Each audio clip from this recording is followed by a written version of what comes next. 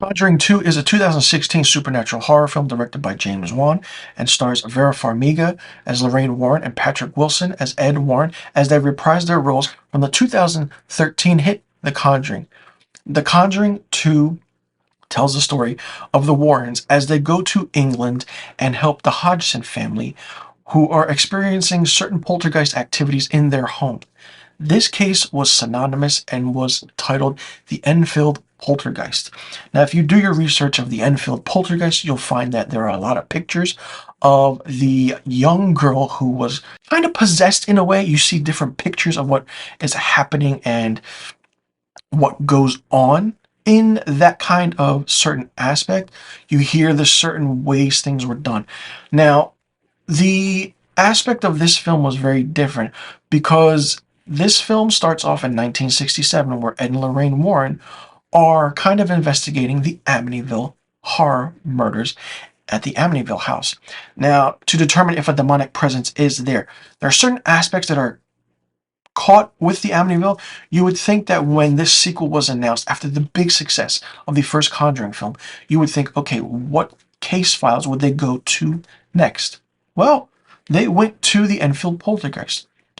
I thought they would do the Amityville Horror, but they kind of threw that in there in this first aspect of it. And then, in a way, Ed has like premonitions of a nun, so to speak, that's haunting the home. And not only does Ed see it, their daughter sees it as well. And, the pictures being painted. There are a lot of interesting scares in this film, I want to say, but it's very different. There's a jump scare where the little Hodgson girl is watching TV, and all of a sudden the old man comes up and just scares her out of her chair.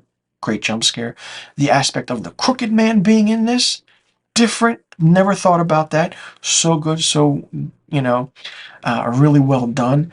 And the aspect of Valak, the nun who was possessing the Warrens, or showing itself to the Warrens, is really good.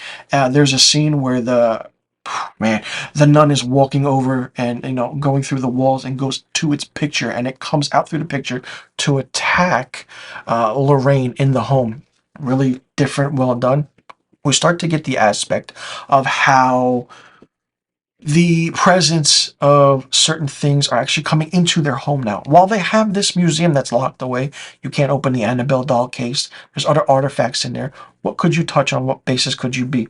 Now, when they're in England, there are a lot of factors in it. There is a news story where the news is there, and they're recording aspects of the little girl changing her voice, which sounds like an old man. If you actually Google it and hear it on YouTube or whatever, it's very, very creepy and spine-chilling. When they added that to the film, made it even more interesting. The aspect to where the young girl is wearing the red dress in the room where the crosses are being turned upside down, that's a pretty creepy aspect. Anytime a cross turns upside down, you know to get out of there really very quickly. It was done really well. I liked it. And we see the ending where Lorraine confronts Valak. Ed has to face his fears. And if you see the official poster for The Conjuring 2, you can see in the dark corner Valak is there, but you have to put the brightness and the hue up in the poster, because if you don't, you'll miss it.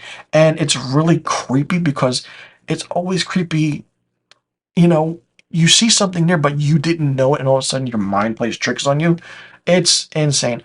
It's always tough to do a big sequel follow-up to a horror film, for that matter, but The Conjuring 2 really, really stayed on par with the first Conjuring film, even after the Annabelle movie was done.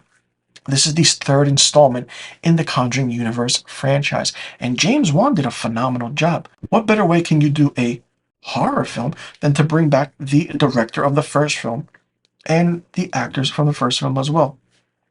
If Patrick Wilson or Vera Farmiga did not return for this and they casted someone else different in their respective roles, I don't think this movie would have worked. But like I said, it's very tough to do a sequel, a horror sequel for that matter, that is perfectly on par with the original. For me, The Conjuring 2 gets 5 out of 5 stars. Let me know in the comment section below what you thought about The Conjuring 2. Did you like it? Did you not like it? What did you think of it? Did you like the aspect of them using the Enfield poltergeist story or case? And were you disappointed that the Amityville horror investigation was only maybe a 15-minute tidbit at the beginning of this movie? And do you think they could have done something better with it and made it its own story? Or were you happy with the way things were done in this movie? And what did you think about Valak, the nun that was being shown in this film and being a demonic entity? So let me know in the comment section below about all the questions I just asked. And let me know what rating you would give The Conjuring 2. I'll see you all in the next review video.